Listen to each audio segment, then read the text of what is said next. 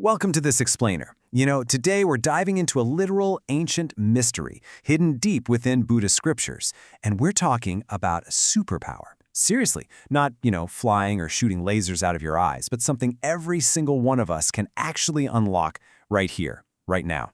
It's this invisible force so powerful it literally commands the respect of humans and the highest kings of the heavens. So let's just jump right in and see how you can grab this superpower for yourself.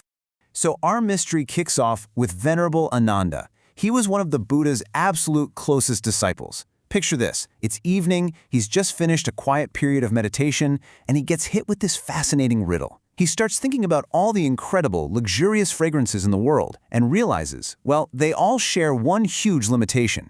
They can only travel with the wind, right? Like if the wind is blowing the wrong way, you're not smelling a thing. So Ananda actually goes up to the Buddha and asks him this exact question. Is there any fragrance out there, anywhere, that can defy nature and travel against the wind? And the Buddha's answer? Absolutely brilliant.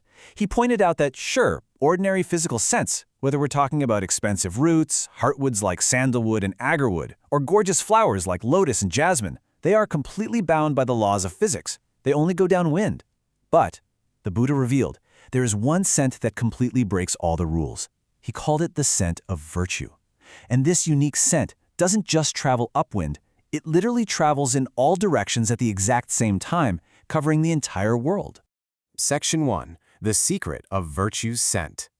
Okay, so what exactly is this ultimate fragrance? How do we bottle it up? Well, spoiler alert, it's not some physical perfume you can buy at the mall. It is an entirely new way of living.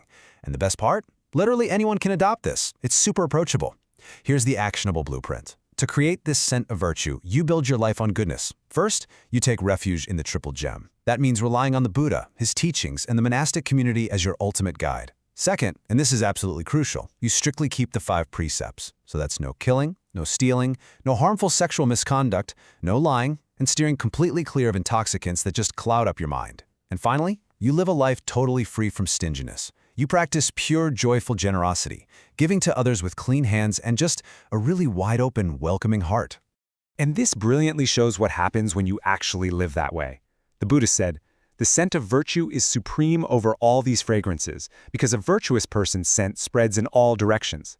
Basically, when you live with that kind of pure morality and open-handed generosity, you definitely don't need fancy colognes. Your goodness literally becomes this radiant reputation.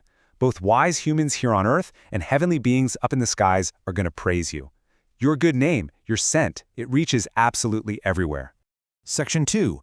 When gods go undercover. Now, to see just how highly the gods themselves value the chance to be near this scent of virtue, let's look at an epic, totally action-packed story. Get ready, because we are talking about a literal divine heist here. Setting the scene, we have the great monk Venerable Mahakassapa. He had just spent 7 full days in a state of insanely deep, profound meditation. And here's the catch. When a monk emerges from this specific meditation, the very first person who offers them food receives an unbelievable, totally life-changing amount of good karma, or merit. So Kassapa wakes up and he decides, you know what? I want to give this ultimate blessing to the poorest of the poor. Almost immediately, 500 beautiful heavenly nymphs with these little dove-like feet swoop down to offer him divine food. And Kassapa literally snaps his fingers at them. He rejects them right on the spot, telling them to leave because he is saving this massive blessing for someone who truly genuinely needs it. Enter Saka, the king of the gods. Now, Saka desperately wants this merit, but he knows for a fact Kassapa will reject him for being way too rich. So what does he do? Saka and his wife Sujata go completely undercover. I'm talking full disguise, frail, toothless, extremely old weavers. They even use their divine powers to set up a fake, totally rundown street on the edge of the city of Rajagaha. Kassapa happens to walk by, sees this incredibly poor old couple struggling at their loom, and, out of his deep compassion, he approaches them to accept whatever meager little scraps they can offer. And Saka, he plays the part perfectly. He's acting all surprised and humbled. He takes Kassapa's bowl inside and fills it up. But the very second that food is placed in the bowl, the disguise totally falls apart. Because the food from the King of Gods is so magnificent, so utterly out of this world, that its divine fragrance instantly erupts and literally fills the entire city of Rajagaha.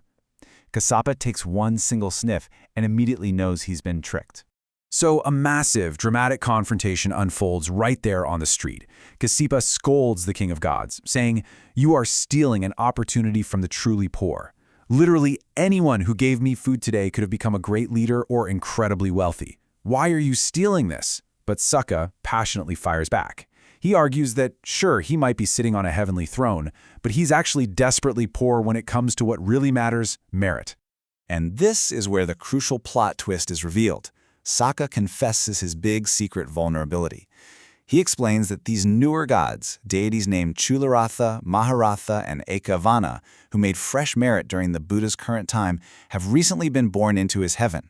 And these new guys are so spiritually powerful, and their radiant aura is so incredibly bright that when they walk down the street, Sokka, the actual king of the gods, literally has to run and hide indoors. Why? Because their light completely overpowers his.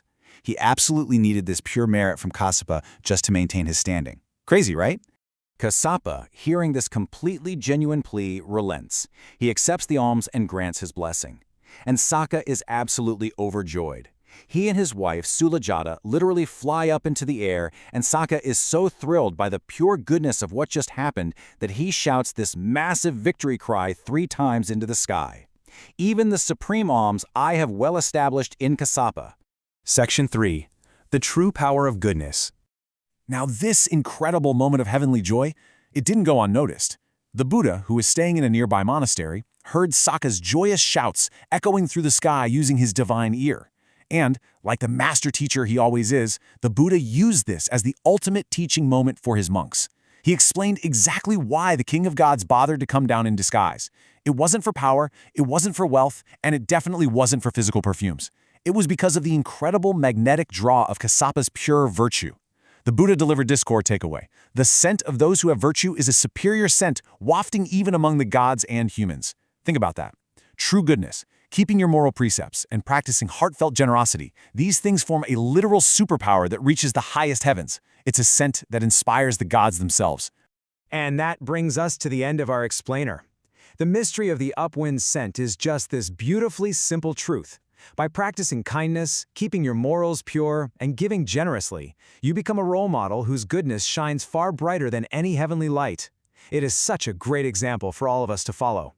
So ask yourself today, what kind of invisible scent are you going to choose to leave behind in the world? Cultivate your very own upwind scent of virtue. Kalhaituktan chongmi kwamsuk.